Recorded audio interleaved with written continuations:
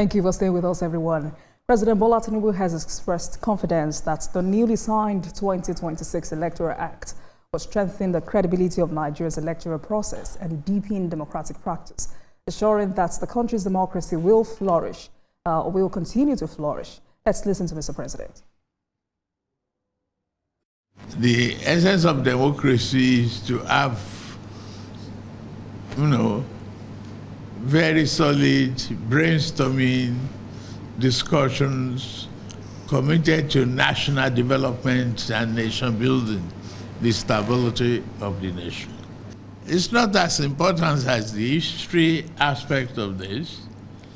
What is crucial is the fact that you manage the process to the extent there will be no confusion, no disenfranchisement of Nigerians, and that we are all going to see democracy flourish.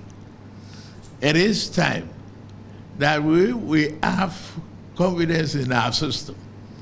No matter how good a system is, it's managed by the people, promoted by the people, and the result is finalized by the people.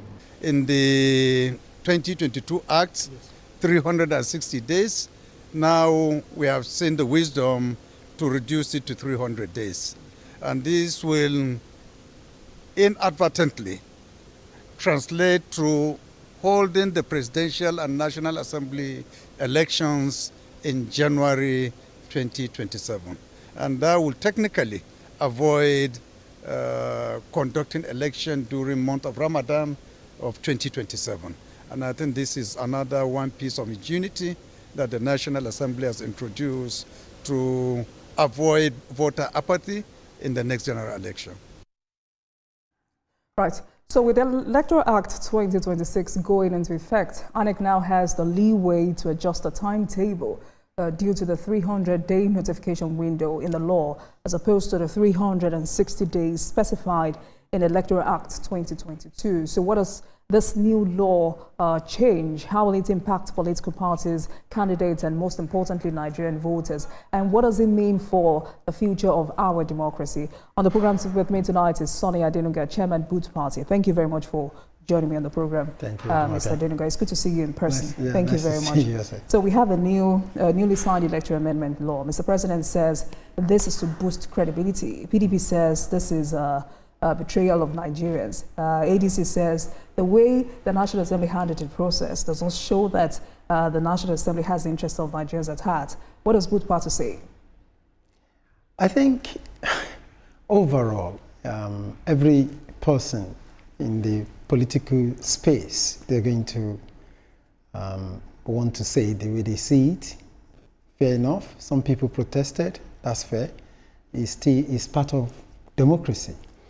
But personally, I think, and in the Boot Party, we think the National Assembly, they've acted well, they've acted in the interests of Nigerians, because clearly, when you look at some of the proposals, the bill, especially the one that actually generated all these issues that made people to protest, the real-time thing, the reality is that our votes, our election process is still mostly manual, and we want to transform that into electronic method. Now, if you look at that, there are quite a lot of things that needs to come into play, and yet we don't have that. I've asked at different fora, simple question. Who are going to guarantee telecommunication connections? That's number one. And number two, INEC has been doing this anyway. In 2023 general election, there was no e-transmission in the Electoral Act, and yet INEC still did it. So what's going to suddenly become different? But what will be different is that if we put it in law, it's going to make focus being on Nigeria, and we could be hacked. It become of high interest. So, and the argument is this: do you want our election to fail because technology failed? Because that's what inadvertently those who are pushing to put this in Electoral Act are saying. But again, it's not only that. when you look at the way technology itself works, we're in this place now. There are quite a lot of technology. There are a lot of handshakes that makes the consumption of technology, the way people consume them. And there is no absolute guarantee, but that, you're going to have something like 100%. And that's where the issue of mandatory become, how do you argue that? Questionable. It becomes a difficult thing to put in law again. And this also needs to be said. Some people think the way someone like me talk now, it means like being opposed to transparency, being opposed to what is right, but that's not true. What is true is this. Many people do not even know that when you introduce technology at this level, it introduces a different level of vulnerabilities into our electoral processes. It's not even a case maybe INEC is not ready. I'm not going to say that. It's not a case maybe we don't have the infrastructure to support it. That's not the point. The point here is that you are trying to make something mandatory that there's no way it's done anywhere in the world. It's not practicable. So you think that protest or that agitation was a charade?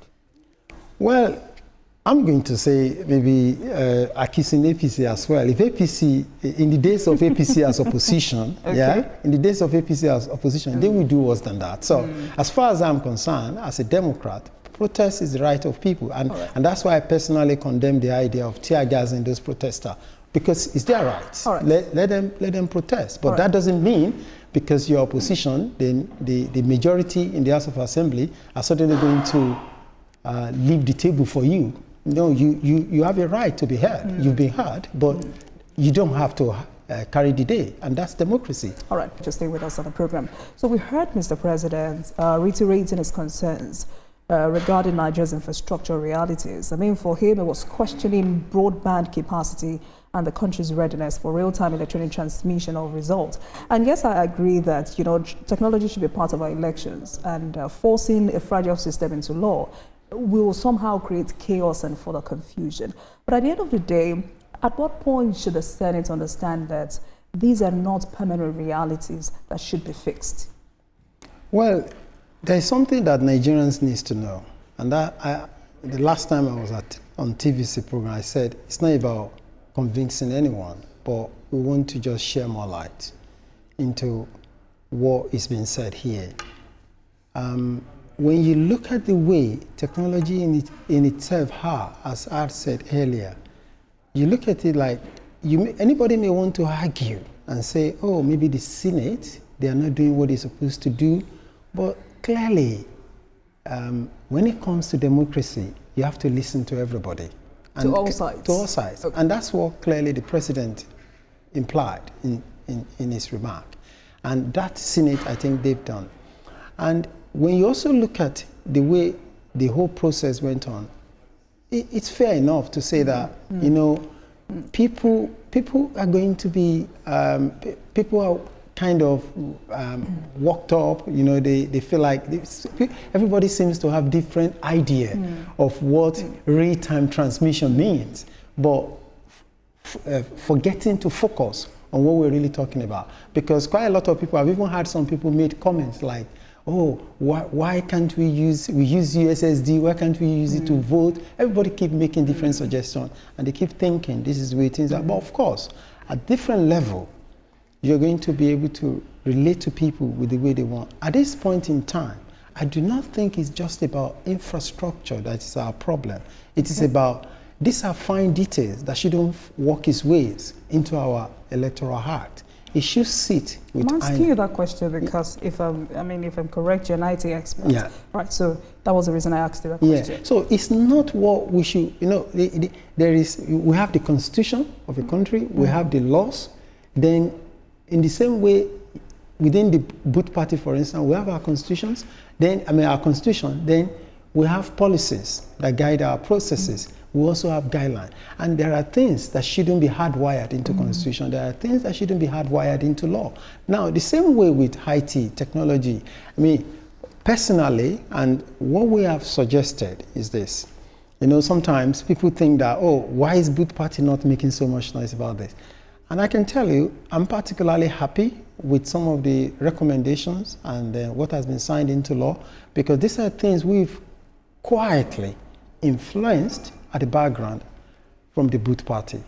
It's not sometimes when you come to Be specific. Yeah, I will give you an example. We're the first political party in Nigeria that mandate that you cannot register as a member of our political party without first showing a form of identification. When I first told people at INEC some years ago, they were like, how is that going to work? But today it's found its way in there. So that's a very good example. Now, also, today we find in our Electoral Act that you can download your voter's card electronically. Boot Party was the first party that you're going to, when you register, your ID card of the party is sent to you. You can download it, you can screenshot it on your phone. So, and these are introduction, these are innovations. So it's not really about how large the party is.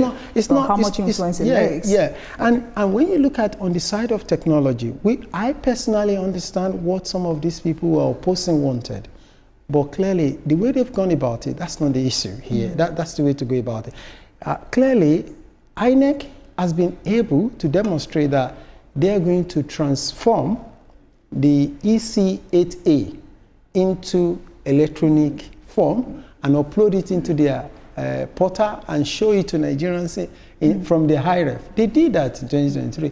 But of course, clearly, there are some outages, there are some questions around some things that are there. But I told some people this, because in the polling unit where I voted, when all these were going on in 2023, I told my chairman across the country, I said, okay, could you please report back to me where you voted?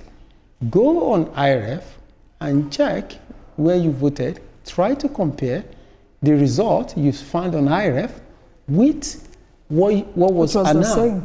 And almost everybody that came back to me, of course. Interestingly also, Mr. Adenuga, I mean, in achieving this electoral sanity, real-time transmission of election results is not really the only challenge we have in this country. There are other challenges. And one question I was asking myself is, why does it matter more than any other electoral reform Nigeria has attempted? But let me take you up on all the other highlights of the law. There is, including the legal recognition of BVAS and INEC election viewing portal, which were previously mere guidelines of INEC in 2023. How significant is that for you as a politician and as an opposition?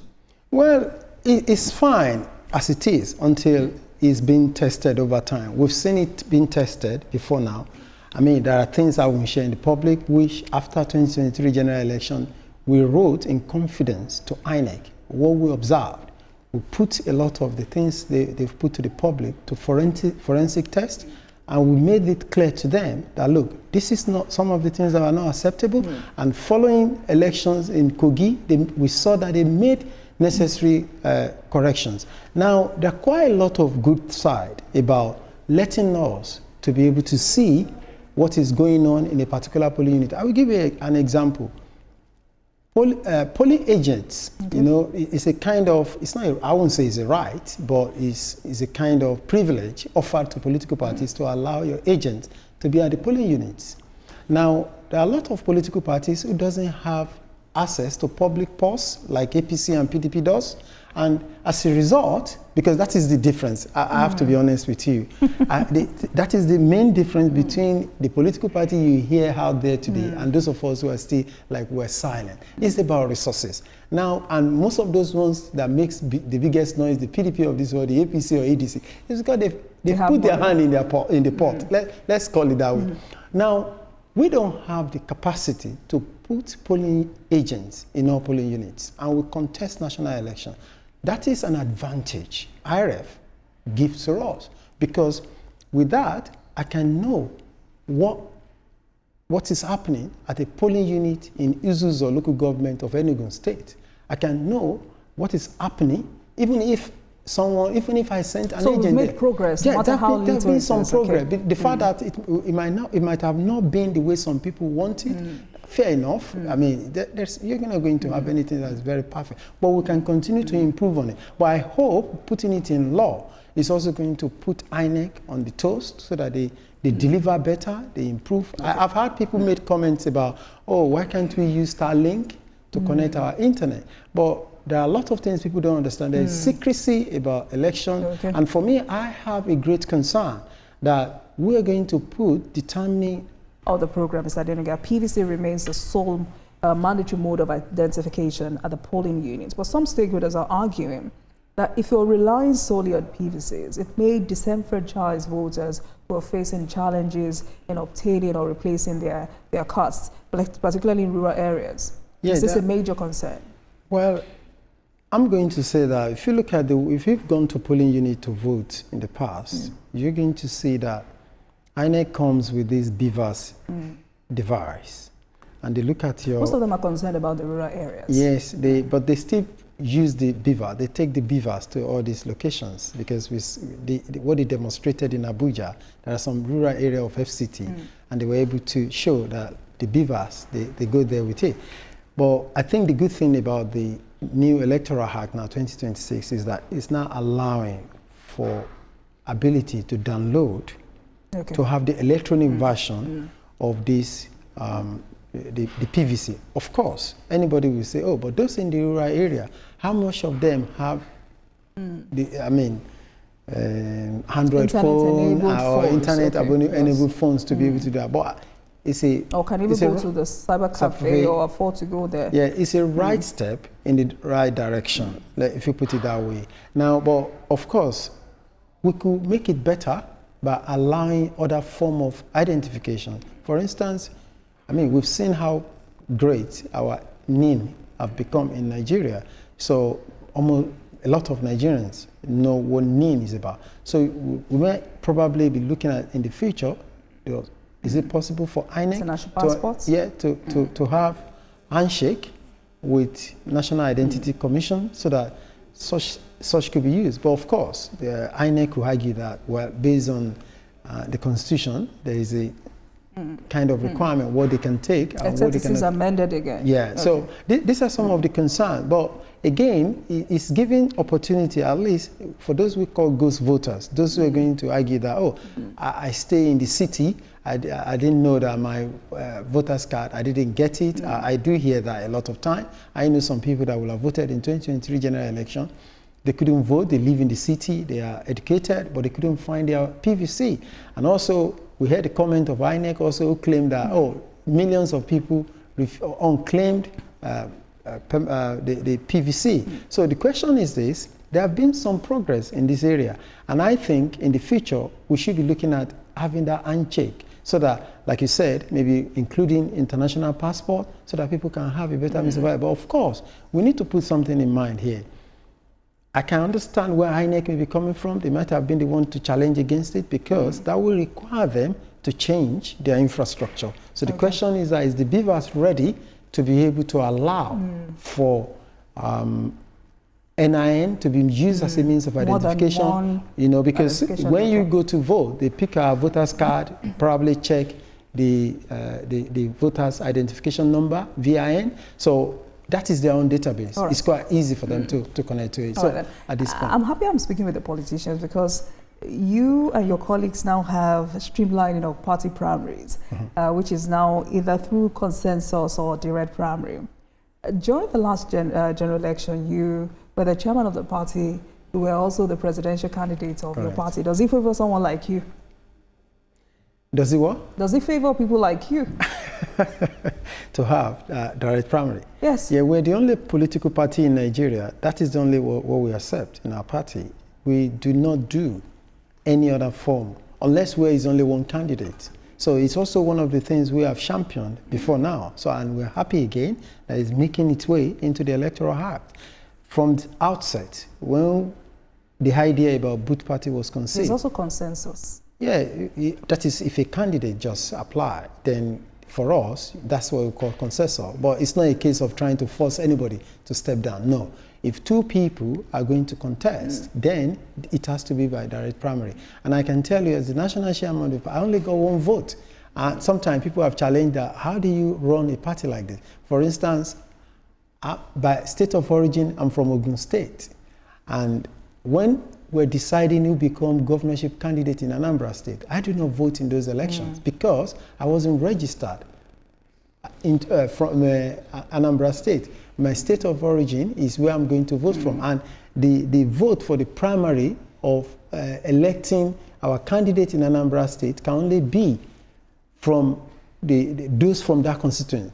Do you understand what I mean? So we are the first also to do that. So for us, it's not a concern. But are we not replacing a flawed delegate system with a more expensive and potentially chaotic system? Yeah, we can throw technologies to it, and we have done that easily. We have an app we use in voting, and then we have what we call the electoral election monitoring system of our own as a political party, and we allow public to have access to this. INEC used it also in the past to monitor our 2023 general election primary and other primaries that we've had. So we encourage political parties to be able to do this. But of course, we recognize that it could be very expensive for a lot of political parties because when you have to talk about the investment in IT infrastructure, it could be a bit expensive. But again, it is doable. It's a path to go. It will encourage democracy. It will encourage internal democracy in political party, and it will increase people's confidence. Is it easy to implement? When you say easy, I don't want to use my heart to decide that if it's easy, but it is not impossible. Because I'm looking at the kind of politicians, I'm looking at the kind of politicians we have in this country. Politicians who do not even respect the rule of law. So how easy would it be for them to respect such process? I will tell you that it's not just politicians. One thing I've found, even in professional calling, is that it's easy for a lot of people to even make laws and never think the law will apply to them. Anytime I'm conducting an audit in an organization, the first thing we check, we say, okay, give me your policies, and the first thing I want to see is that have you followed every rule you have written down for yourself? Okay. It is not forgivable. And this is the problem we have in Nigeria as well. We find people finding their way to become politicians. It's become part of them, but it is a gradual way of changing the orientation. The only sad part about Electoral Act and the way sometimes the court interpret things is this. Now, when I saw the amendments to the Electoral Act, and I'm like, what are we sharing in this? I have to be honest with you, I'm blunt. I don't find anything to share about any part of except the fact that, okay, I feel happy that, okay, some of the things we have advocated for, okay, it's find their way. I will give you a very classic example. Our law clearly states that primaries, you just said it now, direct primary. But in the past, 2023 general election, we've seen cases taken to up to Supreme Court and saying that party is the one that determines becomes candidate. Because that's what some political parties are saying. Yeah, that and you ask yourself, this is not the business of this shouldn't even be the business of INEC. We shouldn't even have this in Electoral Act deciding this kind of process for us as a party. I think it should be because you see, there is no, what the representative democracy we practice today is been done for 2,500 years by Romans. They were the first who brought representative democracy, even though the Greek actually started democracy before that. The concept of Senate, the many concepts that we have in democracy. But the point I'm making here is this. In every democracy have a way of writing their own rule. There is nothing that is not possible. If we have written our rule like that, then that's what we're going to do. I will give you an example. There are countries in this world that after election is completed, they will house the votes and agree on dates. They will come back to come and count them. And just telling Nigerians that, what is going to feel alien to us. So it's the way we have fashioned our democracy. So it's nothing like it's impossible. And that's why I'm not trying to attack the court here or judiciary, but we have different ways of looking at things. But it's sad that the opportunity presented by 2026 Electoral Act, I'm not sure address that concern. That look, because the law can make interpretation, the court can make legal interpretation in a particular way. That is why we have the National Assembly to have corrected it. They should have made it clear in our law, point blank. If a candidate is elected through primary, it should be binding. And if it's not clear like that in our law, then a court can have a different interpretation. And that is a big opportunity mixed. So I don't know how other politicians will see it, but for us, That's what you're saying. Yeah, so let's talk about election funding. 873.78 billion naira to conduct 2027 general elections. ANECO is also demanding 171 billion naira to fund its operations in this 2026 fiscal year. Significant figures there, but what exactly should Nigerians demand or expect in return for this kind of funding? Well, sometimes it's difficult to put value to things like this because if you don't sit on the other side... How difficult is it, especially when we spend a lot of money and people don't even come out to vote on election day? Well, you're not going to blame INEC for that, isn't it? Because I have to be fair to them as well. They're doing their best. I mean, is that best enough? Well, is it only INEC's fault? Don't politicians also take part of the fault? Yeah, that doesn't. I have to be honest. I've said from day one, when I put my heart in the ring as a politician, I will be as honest as much as possible, and that has not changed. That fault does not only lies with INEC. Politicians also we need to put our house in order to encourage more people to join in participating in election. And I have to tell people probably that people say, oh, votes doesn't count. But the question is, if vote doesn't count, why do people come to buy it from you? It can't. So people, please disabuse your mind from the idea that votes doesn't count. It can't. And of course, I feel people who push this narrative, yes, they're politicians, not INEC. They are politicians who push this narrative. They just want to discourage you so that less people comes to polling unit. And we did a study sometimes in 2022 about how we came up with the concept of ghost voters. And they are the ones that are a problem. We actually advocated for compulsory, making voting to be compulsory by law. One thing that is wrong in our electoral process, and which is not found anywhere in the world, is this. There are pre-election and election processes that happen. The final point of pre-election process is registering to vote, then voting. In Nigeria, none of these processes is compulsory. It's wrong. You cannot say people should come and register for election and they don't turn up to vote. So, and I keep saying to people, if our What are you proposing? Yes, voting should be made compulsory by law. And the reason is simple. If our election were to be research, you're conducting a research, and you're going to say, instead, they will say statistically insignificant. And what that means is that it's not going to stand. They will say reject null hypothesis. So the point here is that our election should not stand anywhere in the world because the percentage of people that participate in this election, when the Greek started democracy, it is everybody, eligible voter, that have to vote to elect people in their town center at that time. So why is it different? And we tend to say Western countries is not compulsory. I beg your pardon. The day in Britain, in America, and in advanced countries like Germany, that turnout turns to be as low as 30% in election, you are going to see the narrative is going to change. And it's high time our leaders, those who have voted into the National Assembly, to start looking at it. But you know why they won't look at it? It's not like it's not discussed. It's not a concern for them because it's easier to bribe, to buy votes we'll come back to that in a moment, because 5,000 people and become elected than. So this electoral funding, because like I said, we keep spending more every 4 years, even for off-cycle elections, and yet people don't come out to vote. Should INEC have some sort of financial autonomy outside annual legislative approval? And can we even sustain this rising cost of elections every 4 years? Well, one of the best ways of reducing the cost of elections is probably to change the method that we're using. Presidential system of election is expensive, not only for the electoral umpire. It's very expensive for even the politicians to be able to imagine having to convince everybody in the country before you can become a president. But imagine if it were to be a parliamentary system of election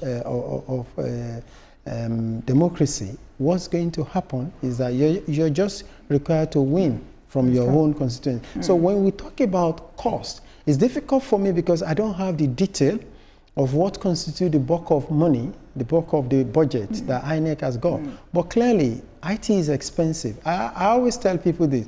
It's not because Naira is 2,000 Naira to a pound or 1,500 to dollar. To be fair on INEC, I had a conversation with the resident electoral commissioner for Osun State, and he justified this rising cost of election every 4 years. So maybe we should just... Yeah, it's expensive because, like I said to you, we're moving into ICT, and someone in India, probably, or in Britain or America, supporting our IT infrastructure, is not going to say it's Nigeria. And if he's supposed to charge £10,000, he's not going to say, oh, because Nigeria is poor, I will charge £1,000. It's not going to happen. It's going to be paid. And we know that we do not have all the manpower, the technology in-house in the country to be able to deliver on this. So clearly, I expect that IT is going to be consuming a lot of those budget. All right, funded. let's go back to a matter you raised earlier. I mean, you have said to me tonight that when it comes to voter sensitization, voter awareness, voter education,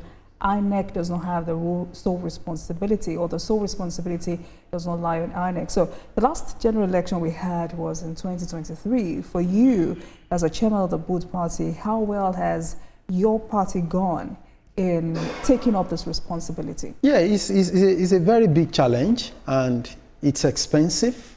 To sensitize Nigerians. To sensitize people, and not only that, the big wigs in the system have kind of poisoned the political landscape in such a way that when you talk to people in the public, they hear all the money people talked about, and they think, as politicians, someone has given you money. Do you know how many ignorant... I do apologize. Are you speaking to them so they can vote for Boot Party, or you're just sensitizing them on why they should come out and vote every 4 years? I think the two go together, because I'm not going to go to the public domain and be talking to people when it is not for the interest of the Boot Party. It has to be that. That's the main objective. That's what our rallies are for. But of course, also, we encourage people that, look, if you don't come out to vote, the danger is this. Someone will most likely buy your vote.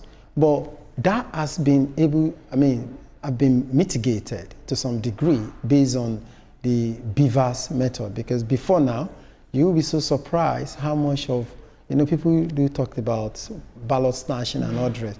It is lesser now. It's just that people don't tend to pay attention to it. What is now, you recall 2023 general election, 2019, there was not so much of noise about vote buying, because at that time they can steal ballot boxes and stuff it.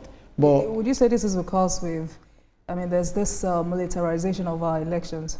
Well, it's not really militarization. There are a lot of places where how many soldiers or policemen are in Nigeria that they can fill every polling unit? No, but it's simply because before then it's easier for them to just steal and stuff ballot. Technology but now, because of the technology, now as part of transmission of election results, they also transmit the numbers of accredited voters. So what it means is this: if there are 500 people registered to vote in a polling unit, and only 300 or 200 came out to be accredited, so they're going to send those accreditation numbers along with the election result. And that it puts a massive checks into how many vote, like in the past where they say, people rig all these things. So what sometimes people don't know is that it's easy to think that, because you don't transmit by e-transmission and then you don't do it real time. Forgetting that there have been other controls that have been established that mitigate some of the concerns that people actually have. But so, it's not perfect yet. Right. That's not what I'm saying. Let's stay on this before I go back to our conversation. Would you be recontesting in 2027?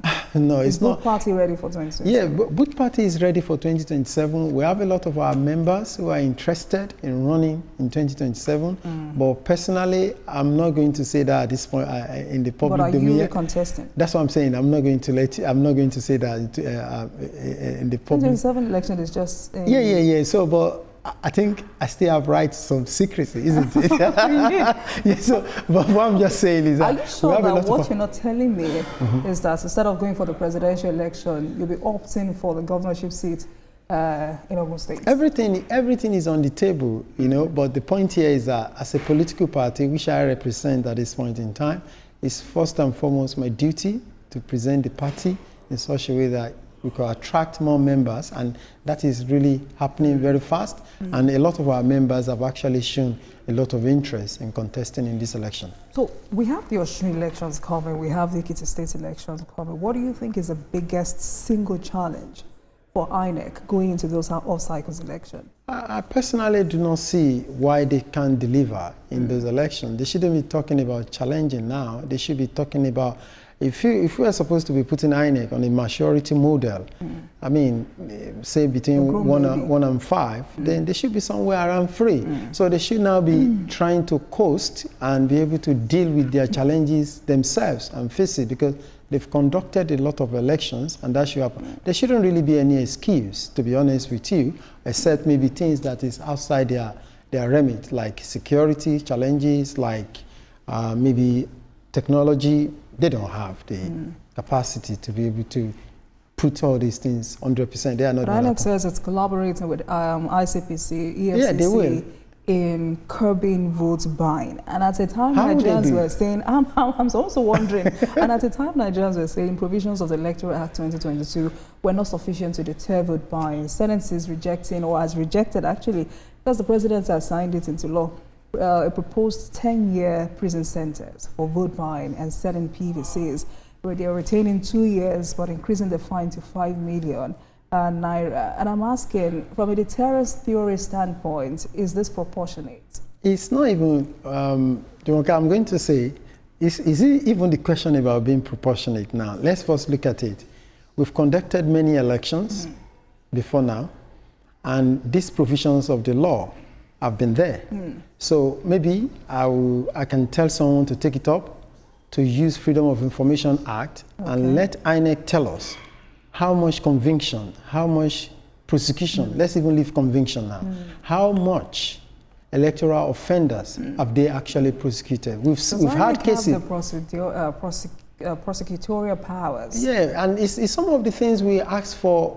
I mean, in my recent article to Nigerians, I asked for electoral ombudsman. You know, some of these things, they need to be taken off the shoulders of INEC. But at the moment, they are the one responsible for that. But they can leave the conviction, that's not their problem, but they have the duty to, they can, of course, prosecution is also, the police that prosecute, but they can use their resources to make sure that electoral offenders, they get to the bottom of it. So it's not a case, sorry Jumoke, let me finish this point. It's not a case of, how weighty is the deterrent, or how, we've had cases, I mean, like all these off-cycle elections we're talking about, what brought about them?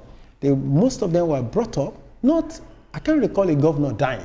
It was cases of maybe courts throwing out a particular person that was elected. They said, oh, election was not appropriate or blah, blah, blah, and they gave it to another person was declared winner by the court. In those instances, how much of those people has been prosecuted? So it's when there are no actual deterrents happening, then more people is going to be involved. Quickly, because this is the conversation we've been having for a while. And if we're saying that it's high time we took this responsibility off INEC, don't you think that it's high time that a call for the establishment of the National Offences Commission should be considered? Yeah, if we're indeed serious. It should be, because, and of course, we also have to think about it, that how are they even going to go about some of these things in the first instance? How is it going to be, this case is going to be reported?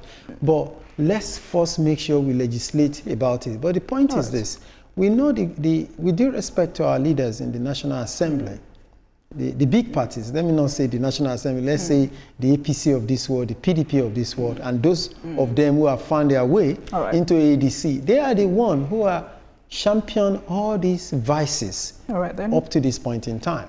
Great place to leave this conversation. And with the president signing this electoral bill 2026 into law, expectations are high. Nigerians are watching closely to see whether these reforms would actually translate into credible elections, stronger institutions, and reflect the will of the people. Thank you so much for joining me. It's good to see you in person. We've always been talking virtually. Thank you. Sonia Gidenuga is the chairman of Boots Party. Thank you so much for your time. Please have a great evening. Thank you. And thank you very much for watching, everyone. That marks the end of today's episode of Politics Tonight. But before we go, let's tell you that the views and reactions of our resource persons are theirs and have no connection with TVC News. Meanwhile, you can watch the repeat broadcast of this episode at 12:30 a.m. Get in touch with us on our social media handles, Facebook, Instagram, and X at TVC News NG and at Olajumo Kedobu using the hashtag Politics Tonight. We're also on YouTube at youtube.com/TVC News NG. I'm Olajumo Kedobu. Good night, everyone. I'll see you again tomorrow.